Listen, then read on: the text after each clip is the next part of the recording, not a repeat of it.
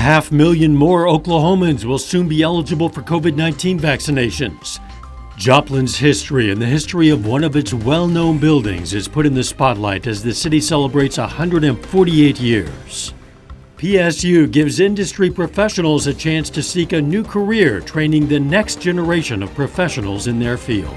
The 4 states' most watched news starts now. Starting next week, all Oklahomans 16 and older will be eligible for a COVID-19 vaccine. This is KOAM News at 6. The state made the announcement today. This will open up eligibility to 500,000 Oklahomans older than 16. But those under 18 will be slightly more limited. The Pfizer vaccine is the only vaccine that's been approved for 16 and 17-year-olds. The Moderna and Johnson & Johnson vaccines are approved for those 18 and older. All adults in Missouri will be eligible for COVID-19 vaccinations on April 9th. In the meantime, Freeman Hospital continues to work to get all eligible Missourians vaccinated now. On Thursday, Freeman Health System will host a vaccine clinic. It's by appointment only.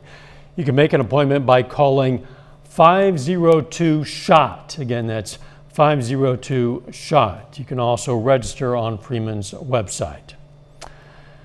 Doug Heddy joins us now with a first look at the weather. Hi, Doug.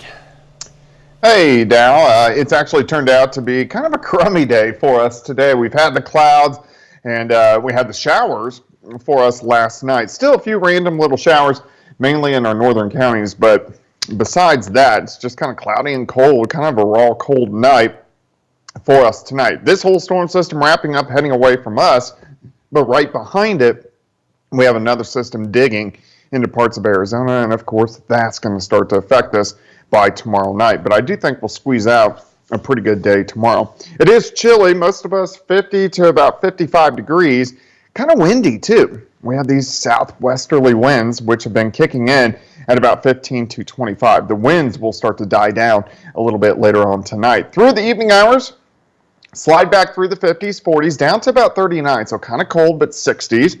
Return tomorrow. We're going to look at that here in just a bit. All right, catch you then. Thanks, Doug.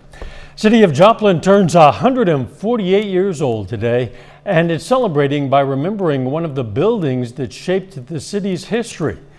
KOAM's Chris Warner joins us live from 4th and Main downtown with more. Well, where we are right now is the former Joplin Public Library, but it's what used to stand in this very spot that's being recognized tonight. Now, you've probably heard of the Connor Hotel if you've lived in Joplin long enough, and you've probably heard of the tragic tale of its collapse on November 11th, 1978. But what you may not know is the legacy it left behind. Opened in 1908 after 2 years of construction, the 8-story structure was the place to be for the high society folks in Joplin. Many people stayed in the luxurious hotel, including Eleanor Roosevelt and Harry Truman. Dr. Chad Stebbins from MSSU decided he needed to write a book about the Connor Hotel. It is so meaningful to our past, and it has even more meaning since there's nothing there left. And so how do we tell those stories but through rich stories, and Chad captured that very well. And it tells the story from beginning to end, the magnificent building that Tom Connor, Joplin's mining king, created, $1 million hotel, had every extravagance known to man at the time. Now, it took Stebbins 4 years to research all the material for the book. Tonight at 6:30, the city is hosting an event in the council chambers at City Hall where you can meet Stebbins and learn more about the Connor Hotel's legacy. And tonight at 9 and 10, we're going to hear more from Stebbins and from Belk about the legacy that the hotel leaves behind. Reporting live from downtown Joplin, Chris Warner, KOAM News. All right, Chris, thanks. In 1978, when the Connor Hotel collapsed a day early during demolition, 2 workers were killed. But days later, a third man, Alfred Summers, was found alive, buried in the rubble. We talked with Summers about that experience in a special report that aired on KOAM News in 2009. You'll find a link to that report in this story at KOAMnewsnow.com. Pittsburgh State University is going online with its new degree option. It's an Associate of Applied Science and Career and Technical Education degree. It's for people who'd like to teach in their current career field at a high school or community college. And some actually will complete it within a year time frame. But it really depends on the credit hours that they have coming in, and we just help them to develop a plan that they can really get through and get finished with it. Try to get me on the right path for my career, or to achieve my associates and working on towards my bachelor's, of course. They're just so helpful, helping me plan that, the ease in communication. The new program officially starts this fall. Boys and Girls Club of Southwest Missouri announces the winners of its second annual Black History Month art contest. Out of 10 finalists, Rowan James was the big winner. He drew this picture of Michael Jordan. James was joined on the podium by Emetiona Warren. She took second place with her portrait of actor Chadwick Boseman, who portrayed the Black Panther, and Alyssa Curry took third with her drawing of the entertainer Lizzo. All three took home cash prizes. Our congratulations to all. Still ahead, a Missouri man says he spent a lot of gas money to get his COVID-19 vaccine, and he wants the state to pay him back. And investigators release a possible motive in the killing of a woman and her parents in southwest Missouri. Missouri Lieutenant Governor Mike Kehoe says he will not be joining Eric Greitens on the ballot for Senator Roy Blunt's seat, but he does have his eyes on another prize. Kehoe says he plans to run for Missouri governor to replace term-limited Governor Mike Parson. St. Louis man is asking Missouri to reimburse him for travel after he drove more than 100 miles one way to receive his COVID vaccine. Emma Hogg reports. I started signing up on sites. State of Missouri, St. Louis County, BJC. After signing up on almost every pre-registration list, Michael Meredith was growing impatient. The 68-year-old says the only appointment he could find was in Canton, Missouri, about 140 miles north of St. Louis. He made the 6-hour round trip from Creve Coeur for his first dose last month. To be honest, in my personal, humble, layman's opinion, I think that the way the vaccination program has been handled, it borders on criminal. Meredith says his emails complaining to the state don't get answered, so now he's trying a different route, trying to get Governor Mike Parson's attention in an unconventional way. I'm going to do a reimbursement invoice. Meredith sent this reimbursement form to Governor Parson and State Health Director Dr. Randall Williams, charging them $121.26 for the 282-mile round-trip drive. I looked online, and the Office of Administration has a number of 43 cents a mile for Missouri State employees. So I figure if it's good enough for Missouri State employees, it's good enough for me. Recently, supplies increased dramatically in the St. Louis area as long-awaited mass vaccine events are scheduled throughout the region. But for weeks, News 4 has heard from dozens of viewers like Meredith who've driven hours to get their shots. It took like 3 hours drive from here. Albert Enan, who's battling leukemia, drove 220 miles from O'Fallon, Missouri to Caruthersville to get his vaccine. A road trip, he says, was crucial. Forget about like a COVID, even like a simple flu could kill me. So that's why I was just really anxious to get it. It's just been poorly handled from day one. Tuesday, Meredith will make another trip to Canton for his second shot. He says it's not about making money, but rather making a point and getting a response from state leaders. Ideally, I'd like to hear Governor Parson say, you know, we messed up. Oops, sorry about that. We can do better. Again, that was Emma Hogg reporting. The governor's office has not responded to questions about whether the state plans to reimburse Missourians for travel connected to vaccinations. The Greene County, Missouri prosecutor says a man killed his wife and her parents over the weekend because the in-laws arrived for a visit and they wouldn't leave. Shooting happened Saturday near Stratford. Just after 6:30, officials say the suspect, 50-year-old Jesse Hui, called 911 saying he had just killed 3 of his family members at his home. Hui is charged with 3 counts of first-degree murder in the deaths of 48-year-old Tanya He and her parents, 41-year-old Ronald Kohler and 78-year-old Linda Kohler of Baton Rouge, Louisiana. The parents had arrived for a visit after Tanya He's recent back surgery. Doug Heddy is up next with his complete forecast. And later, the Carl Junction baseball team looks to stay undefeated as they take on Monette. Sports director Jacob Leonard has the highlights up next. It's coming up in sports.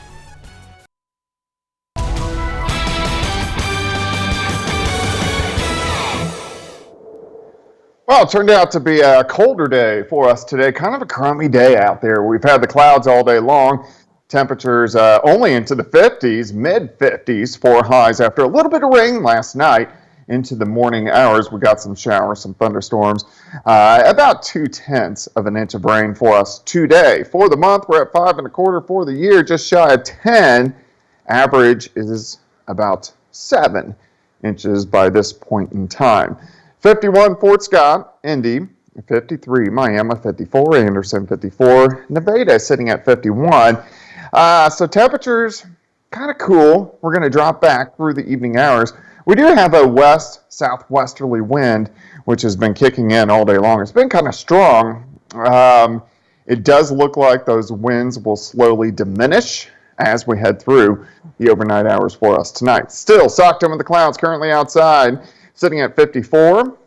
South winds at about 20. Humidity is at 64%. Through the evening hours, we'll slide back through the 50s, 40s, eventually down to about 39 degrees. But look at the clouds across the region. Still hanging tough. We still have a few random showers in our northern counties, but this whole storm system wrapping up, and the clouds will start to break up for us later on tonight. So this system is going to be gone, and then we'll have to focus in on our next system. You can see the spin between about Kansas City and Omaha. That's this current system, but the second system moving into parts of Arizona, this will start to affect us by tomorrow night with, again, some chances for rain. Tonight looks okay. Eventually partly cloudy, kind of cold again, down into the upper 30s, and a lot of clouds once again for us tomorrow. Mostly cloudy skies, but I do think most of the day will be dry. We're going to warm up more than what we saw today as well. 39 to start, 55 by noon, high temp is 64. Now, there is a slight chance we could get a few random showers in here by tomorrow evening, but I do think most of the day is going to be dry. Tomorrow night, showers, maybe even a few thunderstorms start to roll in. Nothing strong, nothing severe, but a pretty good pocket of rain is going to work through.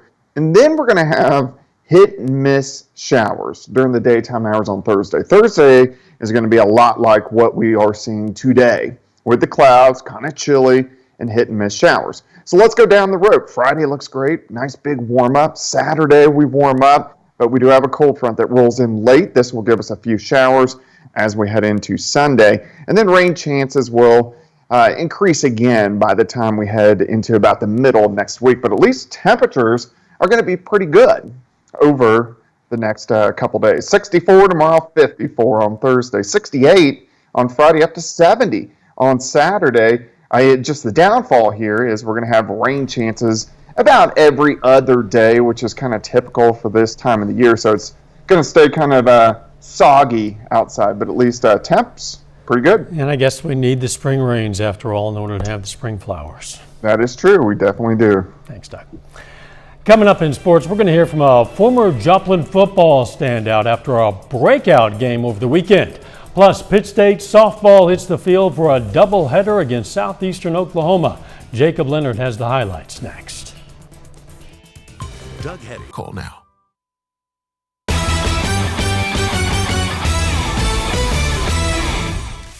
The Carl Junction Bulldogs are 2-0 to start the baseball season. The CJ beat Lebanon and Neosho over the weekend to open their schedule, outscoring those two teams 24-2. Today, the Bulldogs are back on the field facing Monette at Joe Becker Stadium in Joplin. Top of the first inning, Tanner Wright hits it to third. Good enough for an RBI. Brings Jason Garner home. Cubs lead by 1.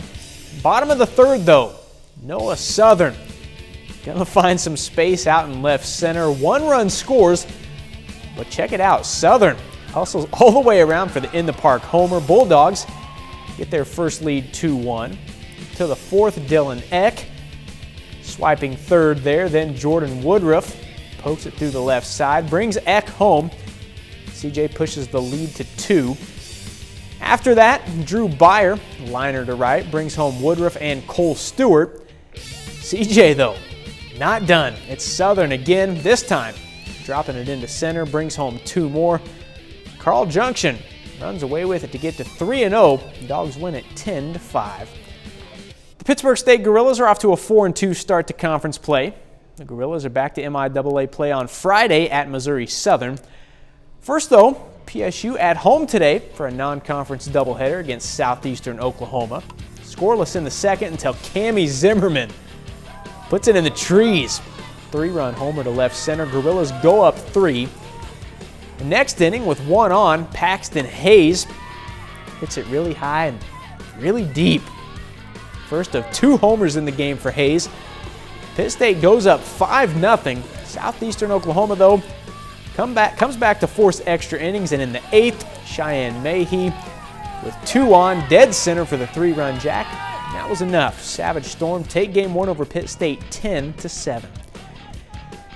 Game 2, Pitt State tries to avoid the sweep. Gorillas, though, down 6-1 right now in the bottom of the 6th. And when this one wraps up, Pittsburgh State will be back in action on Friday for a road doubleheader against Missouri Southern.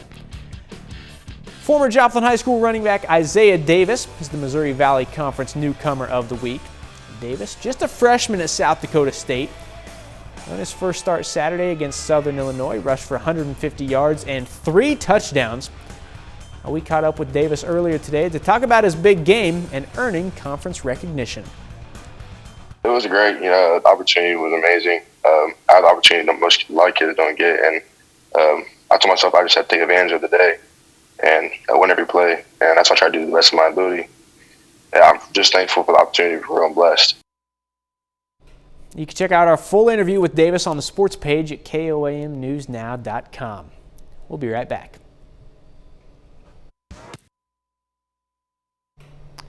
Take time now to honor a local veteran, Staff Sergeant Nick Burney. The Prescott, Kansas native served in the U.S. Army, and we are proud to salute Staff Sergeant Nick Burney. He's tonight's 4th state hero. Jordan Abbey joins us now with a look at what's coming up on our sister station, KOAM News at 9 on Fox 14. Tonight at 9, going to have more on the city of Joplin's birthday celebration going on today. Plus, gun control is back in the spotlight again on Capitol Hill after 2 mass shootings within a week. Also, a new survey shows a lot of U.S. employees plan on asking for raises within the next 12 months. That, of course, much more coming your way tonight. KOAM News at 9 on Fox 14. Thanks, Jordan. Checking in with Doug now for a final look at the weather. All right, Dow, clouds breaking up for us tonight. Will drop back to about 39, 64 tomorrow, but showers sneak back in tomorrow evening, tomorrow night, and then into Thursday. Thursday, very similar to what we have seen today, and then temperatures warm up, 68 on Friday, and we'll go 67 by Saturday. Doug, thanks. Hey, to stay up to date with the latest news, weather, and sports, download the KOAM News app. It's available free of charge. You'll find it in the Apple App Store and the Google Play Store. It's absolutely free. All you have to do is search for KOAM News app. Thanks for joining us. We'll see you right back here for KOAM News at 10. In the meantime, let's take care of ourselves and each other.